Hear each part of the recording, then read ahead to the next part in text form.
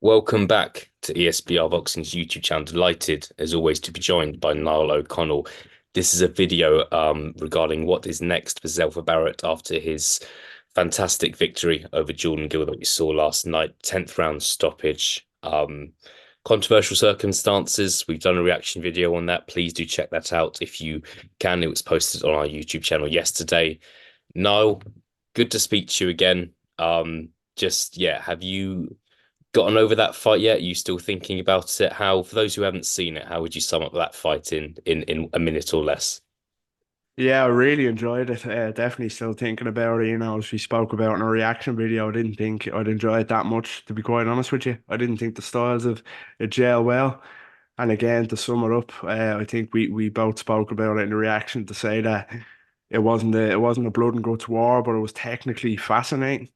With the clash of styles. Gale's kind of technical, come forward kind of activities. Zelfa Barrett on the back foot, good lateral movement, very crisp counter punching, effective counter punching, and yeah, it got us rewards in the end. But I thought stylistically it was a really good fight. I really enjoyed that one. Yeah, no, look, it was fantastic. Look, it's my idea of a really good fight. Manchester Arena. I wouldn't say a domestic grudge match because there wasn't really kind of animosity between the two of them, but two British fighters, neither of them kind of past their best in my opinion. Neither of them kind of really young and not close to getting to their peak. And yeah, sort of fight where it was a genuine 50-50, and that's what we want to see, and that's what we got as well. At the end of round nine, you would have had maybe 50% of people watching having Jordan Gill ahead, 50% of people watching having Zelfa Barrett ahead. So good fight, and gonna move on to what is next for Zelfa Barrett because there were a couple of interesting options. Um, the governing body that Zelfa Barrett is ranked highly in. Niall is the WBA. Lamont Roach Jr. is the champion at that rate weight. He's got a record of 21 1-1. I don't think it's a name that British fight fans are going to be too familiar with. That only lost coming to Jamel Herring a few years ago.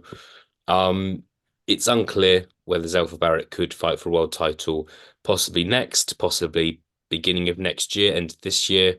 Um, do you think we could see that fight happen now?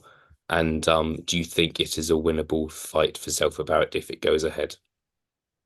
I definitely do think we could see it next. To be honest with you, I think if it's not the other option of the rematch, which I think we'll discuss here as well, I think it will be that fight next. Because the winner of this deserved their world title fight. Of course, we couldn't anticipate the calls for a rematch, but if it's a world title fight next, I think it will be Lamont Roach, as you mentioned.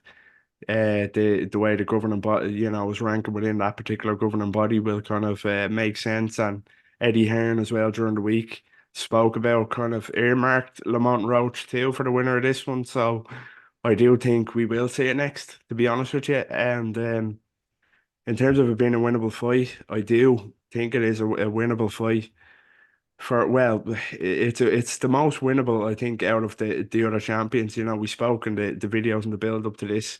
If it was to be a world title fight for the winner, how would they fare against the champions? And I think either Lamont Roach or the WBC champion or Shaki Foster would be the two most favourable kind of opponents. If it was to be a title fight next for Zelfa Barrett, there's quality champions at 130 pounds now with Cardina as well, and it's looking like Oscar Valdez too with the WBO. But I think if it was to be a world title fight, yeah, Lamont Roach for me would be the most favourable. But I do still think that Lamont Roach would beat Zelfa Barrett, to be honest with you, if I was push for a prediction in that one. Yeah, we shall see. Roach hasn't fought since November. I know there's been discussions, rumors that he could actually fight John Carroll next. So we'll see about that one. I think Zelfa Barrett, he's had his ups and downs in his career. He's fought for a world title before. He turns 31 in the summer. So I do think that, look, obviously it's most boxers' ambition at the high level to win a world title. So there might be other bigger financial options available, but I do think that if there is the chance to fight for that world title, next or the fight after, then he'll look to take that, but we will see. Um, moving on now, Jordan Gill rematch would be a big fight. It's a very sellable fight. It could main event the Manchester Arena again, quite possibly. Um, it could possibly be chief support on a big pay-per-view card in the second half of this year. Um, surely that's a fight that you want to see again. Yeah, definitely. Like the as I mentioned there, the Lamont Roach fight is a fight I think will happen. But the one we all want, I think, after that is the Jordan Gill rematch. And we didn't kind of, well, I personally didn't anticipate we'd be saying that after this fight. But it was testament to how good the fight was, and particularly not only how good and how close the fight was, it was topped off with a controversial stoppage too. So there's all the ingredients there for a rematch, and people would love to see it. I'd love to see it. I think most other boxing fans would love to see it.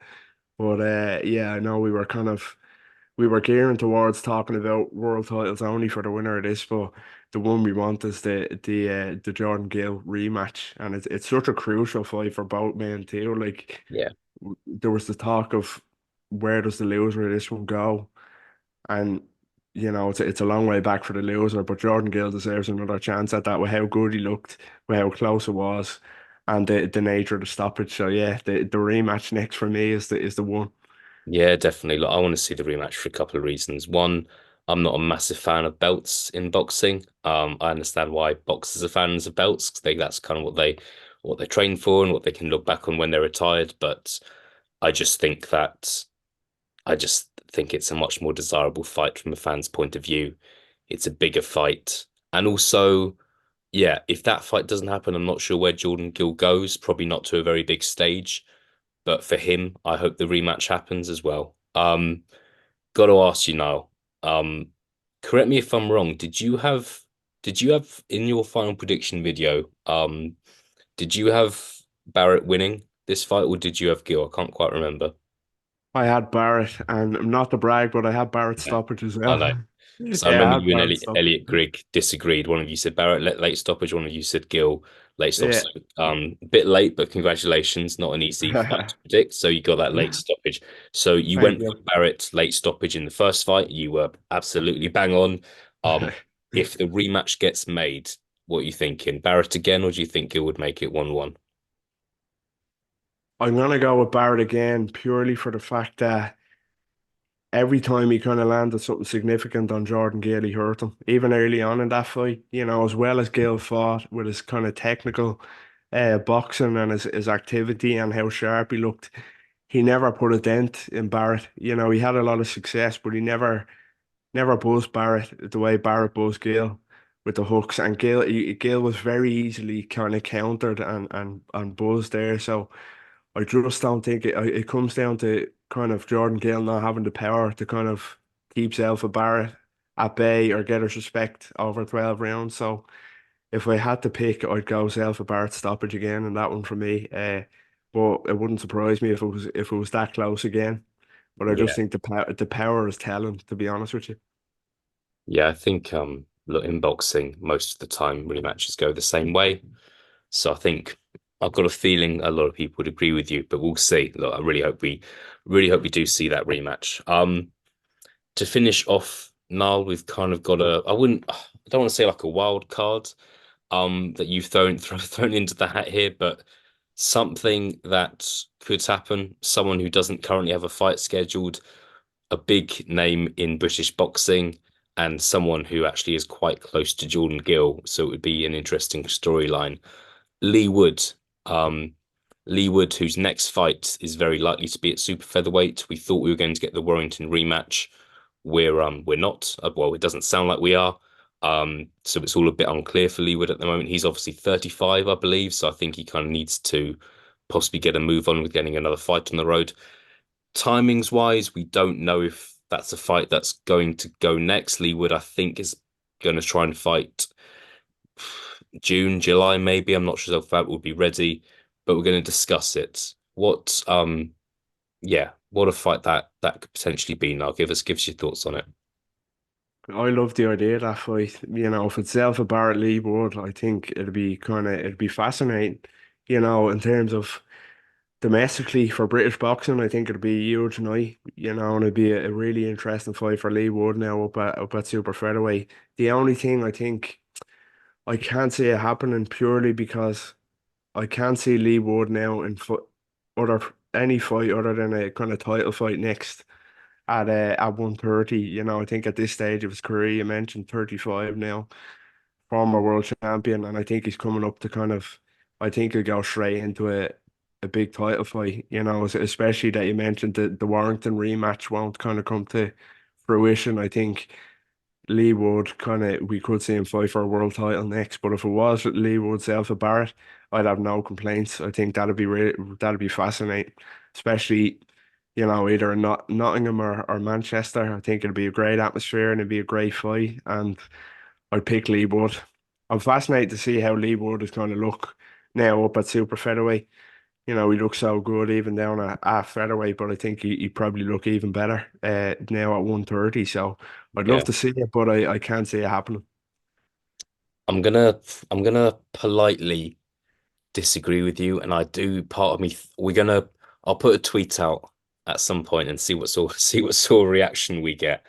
But there's part of me that thinks it could happen now. I just think the whole Leewood, Jordan Gill being friends thing. I think obviously Leewood and Jordan Gill have both beaten Michael Condon. Leewood was in Jordan Gill's corner or part of his kind of team the night that the Gill Condon fight happened. And I kind of think it kind of depends where discussions are at for Leewood now with his fight. And I don't know if you have any inside information. I certainly don't.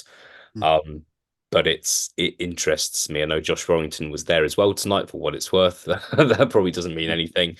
But I don't know. I personally think if Leewood was willing to wait until, say, August, maybe, then that fight could happen. Maybe it's an issue that there's not a world title fight. But I just think it could get to the point where Leewood gets impatient and the Zelfa Barrett fight is an option with the winner definitely fighting for a world title in early 2025. So we'll see. I'm probably going to be wrong. I usually am when it comes to boxing, so we'll see. But it's nice to finish on a disagreement as always. Niall, good to speak to you. I feel like Zelfa Barrett's career is kind of really kind of being reinvigorated here. He's kind of probably won himself new fans last night, and lots of people, including us, are asking what is next for him. Niall, thank you for your time, and I will speak to you again soon. Thanks a lot. Take care.